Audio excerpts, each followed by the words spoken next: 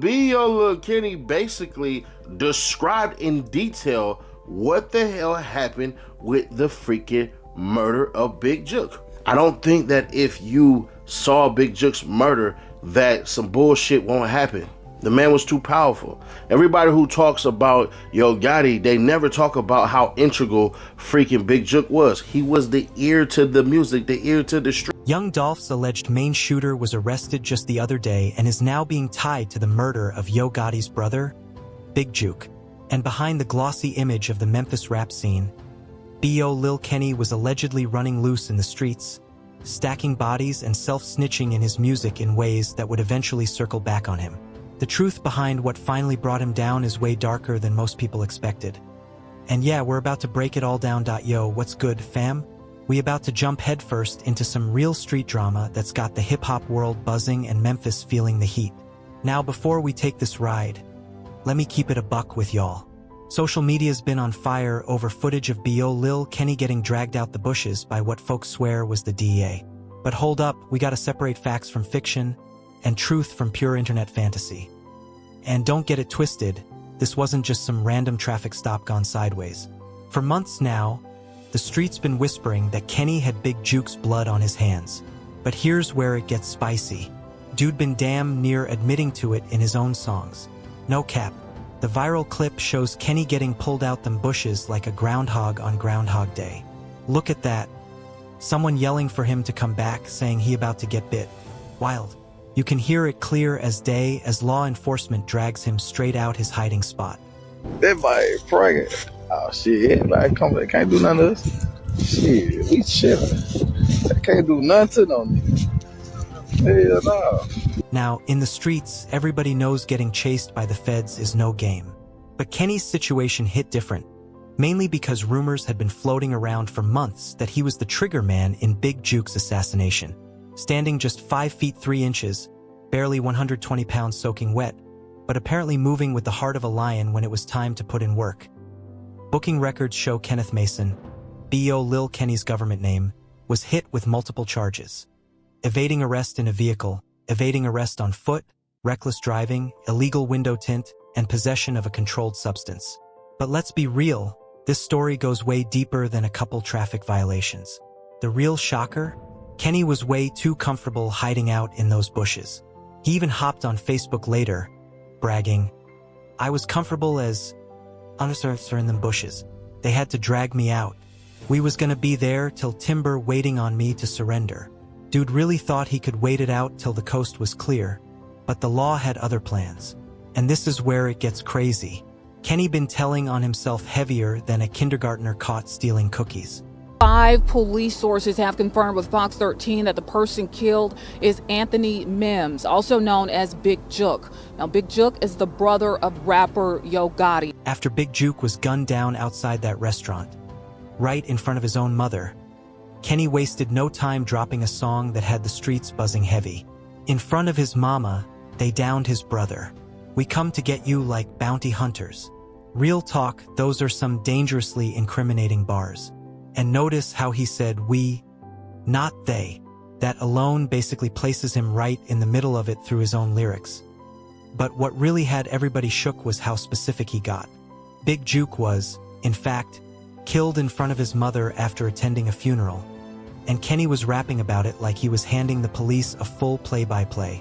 In the hood, that's called self-snitching, and it's the quickest way to land yourself in cuffs. Anyone who understands the culture knows if you drop a diss track right after a murder and start naming details only the shooter would know, you might as well turn yourself in. Kenny was out here celebrating, talking we, not they, making it crystal clear his camp was responsible. Now here's the wild part. Kenny later jumped on Facebook trying to clean it up, saying, "I'ma let it be known, but I never thought I'd have to. Stop putting these BS allegations on ***A. I'm a pretty good guy. I don't want no clout for nothing I ain't got nothing to do with. But by then, too little, too late.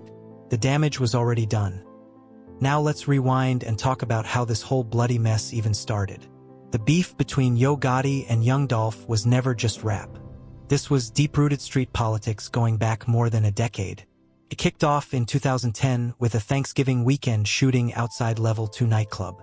Yo Gotti and OG Boo Dirty, who was tied to Dolph's camp, got into it and 6 people ended up shot.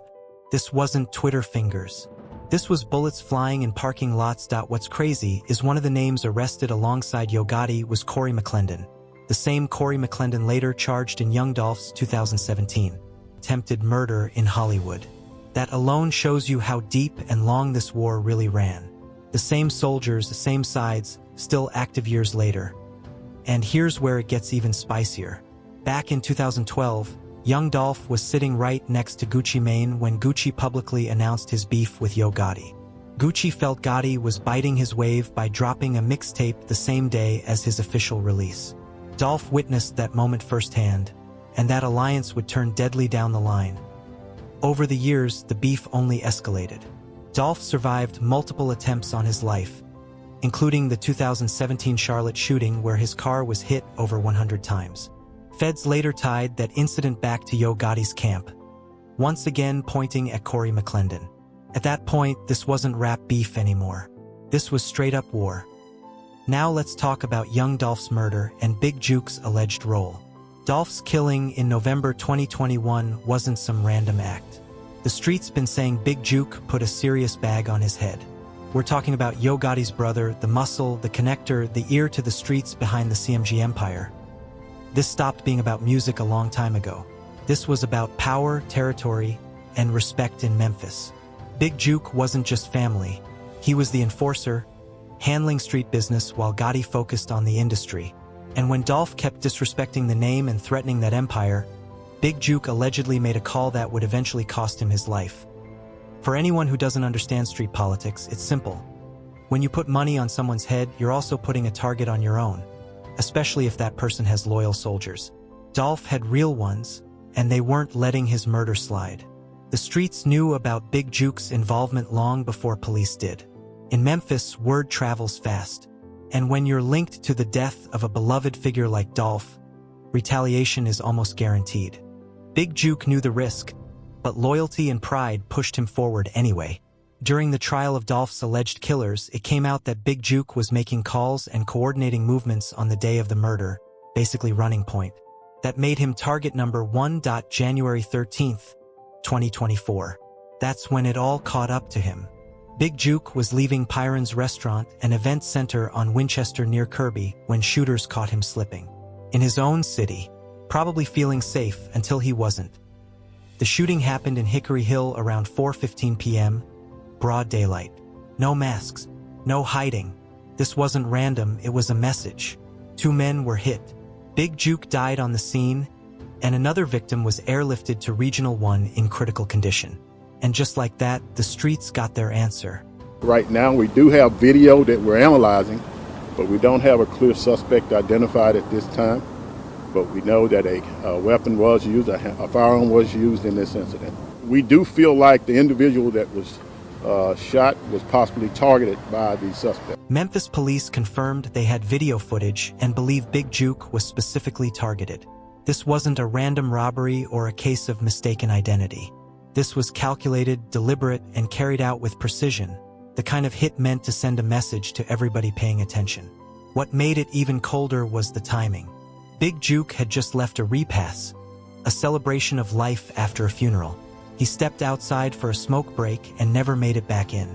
His mother was still inside the venue when she heard the gunshots that ended her son's life. What really had the streets shook was how word of Big Juke's alleged involvement in Young Dolph's murder was circulating long before it ever became public. Folks were already saying he had put the bag on Dolph's head. And that's exactly what made him a target. In the hood, information moves faster than police paperwork. The same street networks that helped carry out Dolph's murder were the same ones that exposed Big Juke's role in it. Street justice doesn't wait on court dates or indictments. B.O. Lil Kenny and his young crew were reportedly waiting for the right moment to strike. They knew Big Juke was the real power behind Yo Gotti's operation, and taking him out would be the ultimate payback for their fallen leader. B.O. Lil Kenny basically described in detail what the hell happened with the freaking murder of Big Juke. I don't think that if you saw Big Juke's murder that some bullshit won't happen. The man was too powerful. Everybody who talks about Yo Gotti, they never talk about how integral freaking Big Jook was. He was the ear to the music, the ear to the streets. The wild part is how Kenny's own lyrics seem to confirm what the streets already believed. When he rapped about coming for someone like bounty hunters and doing it in front of their mama, he was dropping details only somebody involved would know. But now let's talk about Big Jook's legal situation, because this is where it gets even crazier. If Big Jook were still alive today, there's a real chance he'd be sitting in a federal cell facing murder charges for young Dolph's death. During the trial of Dolph's alleged killers, it came out that Big Jook had been questioned by police about his involvement.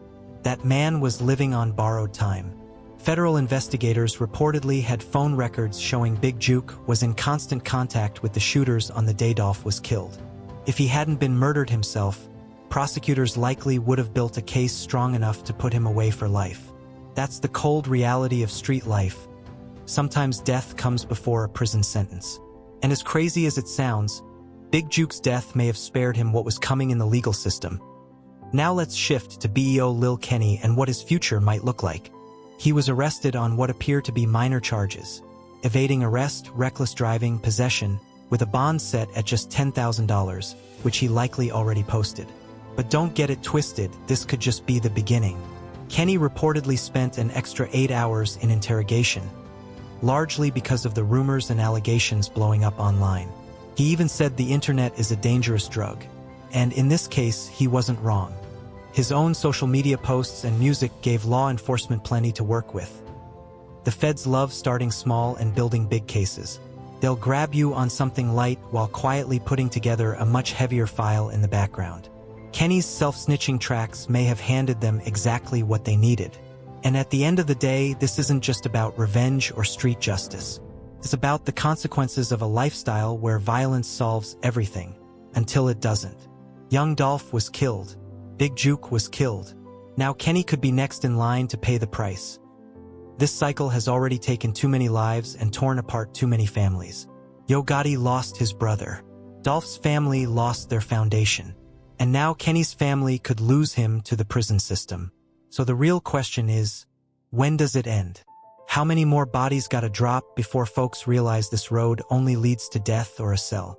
Kenny might think he slipped through the cracks, but the streets are watching. And so are the feds. What do you think about BO Lil Kenny's situation? You think he beats this? Or is this just the opening chapter of a much bigger case? Drop your thoughts in the comments and make sure you subscribe for more updates out of the Memphis rap scene.